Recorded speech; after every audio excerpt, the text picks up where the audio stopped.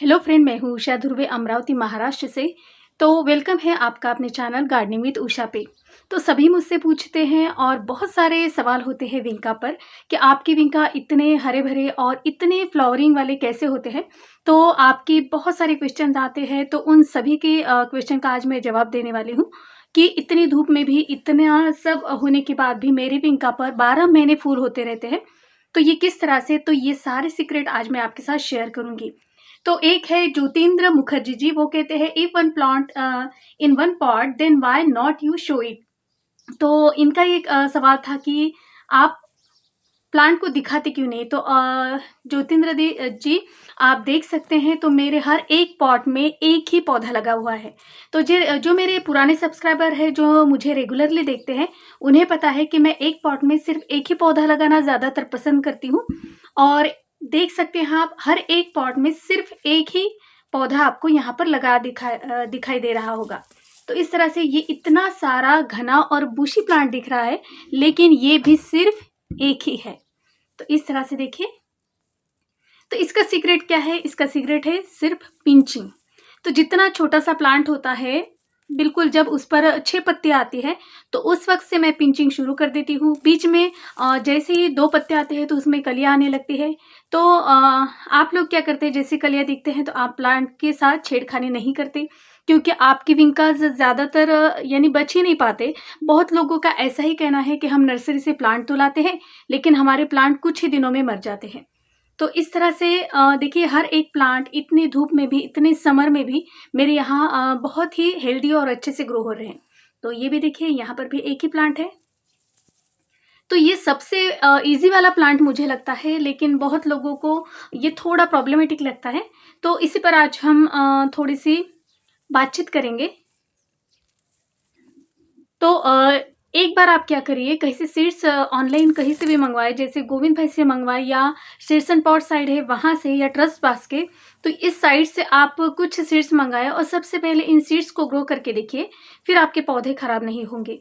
क्योंकि नर्सरी में जो पौधा होता है वो पहले ही उसके येलो पत्ते आते हैं, और जब आप उसे रिपोर्ट कर देते हैं तो वो शॉक में चला जाता है और वो बच नहीं पाता।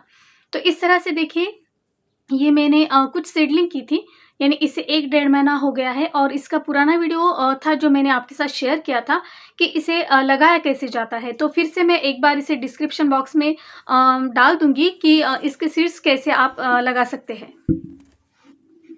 तो ये मेरे सारे जो विंका के सीड्स निकलते हैं मेरे प्लांट से, वो सारे सीड्स मैं कलेक्ट करके रखती हूँ। और जब भी मेरे प्लांट बहुत बड़े हो जाते हैं तो फिर मैं 2-3 महीने का गैप देकर फिर से सीडलिंग शुरू कर देती हूँ। यानी इस तरह से 12 महीने मेरे यहाँ आपको विंका दिखाई देगा, और इस तरह से नाम भी उस पर डालती हूँ। तो ये मैंने कुछ सीड्स एंड पॉट साइट से भी बुलाए थे, टैंगरीन करके है, जो बहुत अलग वैरायटी है। तो बहुत सारे ऐसे यानी बरगंडी आय और बहुत सारे इसके नेम होते हैं। तो देखिए, ये ड्वार्फ विंका है, इसमें सारे मिक्स सीड्स है। तो इस तरह से मैंने बहुत सारे सीड्स बुलाए थे और एक-एक करके वो खिल भी रहे थे, मैंने आपके साथ शेयर भी किया था। और इस तरह से बहुत सारे सीड्स मेरे पास कलेक्ट हो गए थे। तो मैंने कुछ डाले थे और कुछ मैंने ऑनलाइन बुलाए थे, क्योंकि मुझे ये प्लांट बहुत ही पसंद है। तो इस तरह से ये सारी वैरायटी मेरे पास है और अभी ये बहुत बड़ी हो रही है। तो इसकी भी मैं एक झलक आपको दिखाऊँगी। तो बने रहिए पूरे वीडियो के साथ, लास्ट तक देखिए। तो कुछ विंका के जो प्लांट थे तो वो मैंने इस ट्रे में डाल दिए थे। तो मुझे ये कुछ ज़्यादा पसंद नहीं आए, इसका रिज़ल्ट मुझे अच्छा नहीं लगा, क्योंकि मैं ज़्यादातर इस तरह के ग्लास में, आप देख सकते हैं, तो इस तरह के ग्लास में मैं लगाना पसंद करती हूँ। और ये सेम उसी वक़्त लगाया था, यानी ट्रे में और इस पॉट में। लेकिन ये देखिए, ये बहुत अच्छे से हेल्दी ग्रो हो रहे हैं, और उस छोटी से शायद उस जगह में, उस पॉट में वो नहीं बढ़ते, लेकिन नर्सरी वाले तो उसी में उगाते हैं। लेकिन यानी मुझे उसका रिज़ल्ट अच्छा नहीं लगा, तो इसलिए मैं इस ग्लास में लगाना पसंद करती हूँ। तो इस तरह से देखिए, एक छोटे-छोटे प्लांटर में आपको ये पौधे दिखाई दे रहे हैं। तो अभी इन बड़े-बड़े पत्तों का हमें काम नहीं है, तो हम इसे यहाँ से निकाल देंगे, क्योंकि इसके ग्रोथ में ये रुकावट पैदा कर सकता है। इसकी ब्रांचेज़ देखिए, यहाँ-वहाँ से सभी तरफ से निकल रही हैं। तो इस तरह से बहुत बड़े जो पत्ते हैं तो होते हैं, वो निकाल लें। तो आप देख सकते हैं, ये 4 इंची थर्माफोम का पॉट है, ये मैंने अमेज़न से मंगाया था।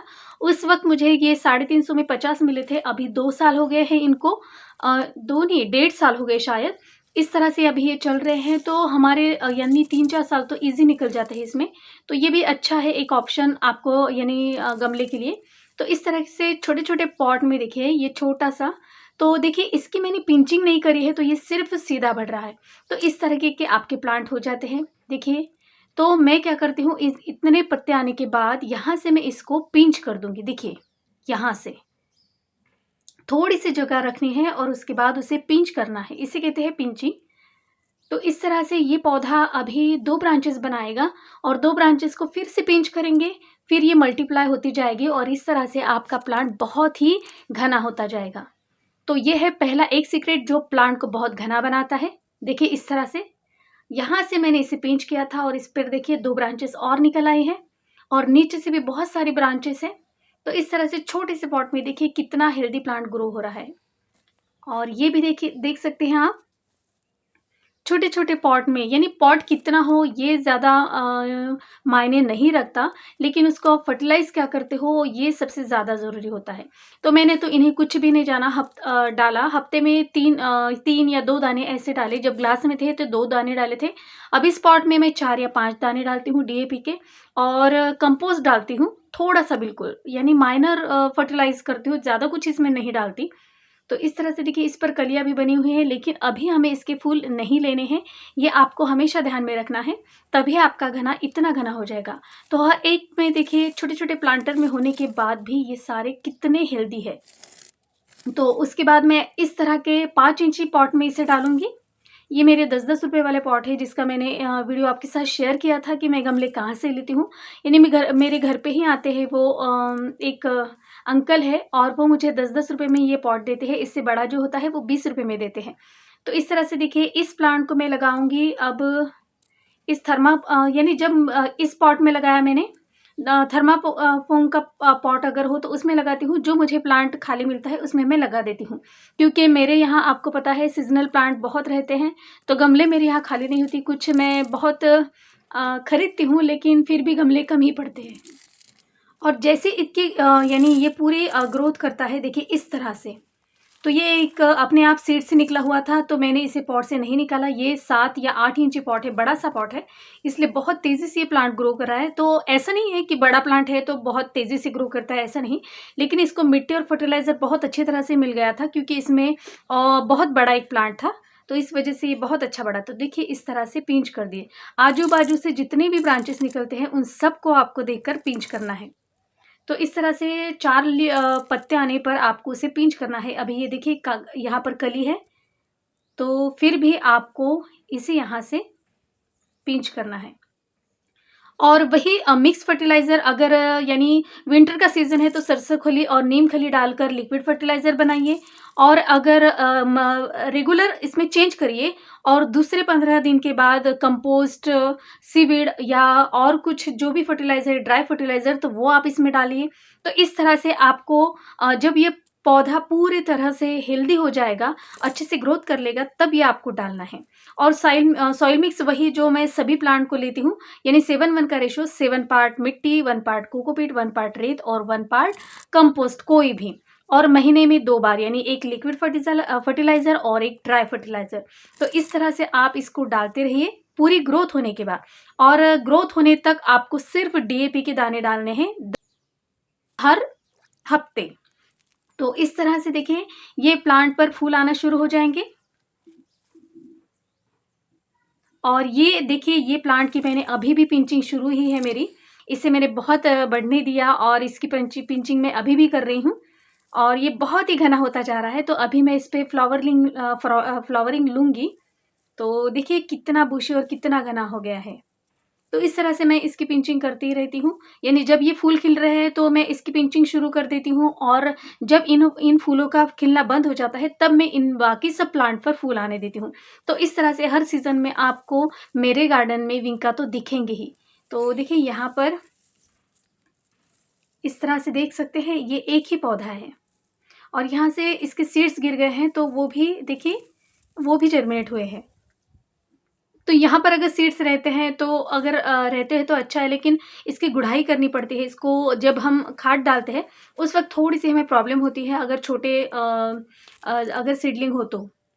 तो देखिए इस तरह से मैं रिपोर्ट करती हूँ अपने कोई भी नए प्लांट को। तो यहाँ पे ठिकरी या कुछ पत्थर छोटे ऐसे कुछ रखेंगे इस तरह से, यानी अच्छी तरह से इसका पानी जो है वो ड्रेन होना चाहिए। और अगर पानी पौधे में ठहरता है तो उस वक़्त से यानी उसी वजह से प्लांट मर जाता है। तो देखिए इस पर अब मैं सॉइल डालूँगी। तो इस सॉइल में मैंने 7:1 का रेशियो लिया है, यानी 7 पार्ट मिट्टी, 1 part cocopeat, 1 part compost, 1 part sand, और बाकी मैंने सीवीड, बोन मील तो 3 महीने में एक बार देना पड़ता है, तो मैं एक ही बार डालती हूँ जब भी कोई प्लांट रिपोर्ट करती हूँ उस वक़्त। तो आप गोबर खाद भी ले सकते हैं या कोई भी कंपोस्ट ले सकते हैं। तो इस तरह से इसे प्रेस कीजिए, यानी इसकी रूट ढीली हो जाएँगी और वो ईज़ी से देखिए 2 उँगली में उसको पकड़ के प्लांट को इस तरह से निकाल लेंगे। देखिए बहुत ईज़ी से बिना रूट को डैमेज किए हुए ये निकला है, और इस तरह से मैं इन्हें रिपोर्ट करूँगी। शायद मेरे पौधे इसी वजह से यानी बचते होंगे। पहले मैं इस छोटे से ग्लास में लगाती हूँ, बाद में दूसरा पॉट चेंज करती हूँ, और उसके बाद में भी इस प्लांट को, यानी अभी ये 5 इंच के गमले में है, लेकिन उसके बाद में 7-8 इंची गमले में जब बड़ा होने पर इसे डाल दूँगी। तो इस वजह से मैं पॉट रिपोर्ट करती हूँ तो अपने आप इसकी मिट्टी भी चेंज होती है। तो इस वजह से शायद मेरे जो विंका के पौधे हैं उसमें कुछ बीमारियाँ नहीं लगती और वो बचते हैं। यानी हर एक पौधे के मैं वैसे ही करती हूँ। डायरेक्ट बड़े गमले में मैं किसी भी प्लांट को नहीं लगाती। कोई भी सीडलिंग हो सबसे पहले ग्लास में, उसके बाद 4 इंची गमला, अगर 5 इंची खाली है तो वो, और उसके बाद बड़ा-सा गमला देती हूँ। एक तो वो जो आपको मैंने टोकरियाँ दिखाई थी, जो पिटूनिया के लिए यूज़ करती हूँ वो, नहीं तो ये यानी 20 रुपए वाले जो 8 इंची पॉट है उसमें मैं इसे लगा देती हूँ। तो इस तरह से गमला चेंज होता है, वो अपने आप मिट्टी चेंज होती है, और इस तरह से कोई भी पौधा आपको मेरा हेल्दी दिखता है। तो थोड़ी-सी मेहनत तो करनी ही पड़ती है अगर ऐसा रिज़ल्ट आपको चाहिए तो। तो अब इसे बाद में हम पानी डालेंगे, और अभी तो इसकी हमने रिपोर्टिंग की थी तो इसकी मिट्टी अभी अच्छी है। तो इसे पानी डालकर 1-2 दिन शेड में रखेंगे और फिर हल्की सी धूप इसे लगने देंगे। तो समर का महीना है तो पौधों की अच्छी तरह से केयर कीजिए। पानी देखिए, और ज़्यादा ओवर वाटरिंग यानी ज़्यादा सूखा भी इसे पसंद नहीं है, तो रेगुलरली अच्छी तरह से देखभाल करके ही आपको इसको पानी डालना है। तो फ्रेंड्स, आज की ये वीडियो आपको कैसी लगी प्लीज़ मुझे कमेंट्स कीजिएगा। वीडियो अगर अच्छी लगती है तो प्लीज़ मेरे चैनल को लाइक और सब्सक्राइब ज़रूर कीजिएगा। फिर मिलती हूँ नई वीडियो के साथ, तब तक के लिए bye bye. Happy gardening, stay safe.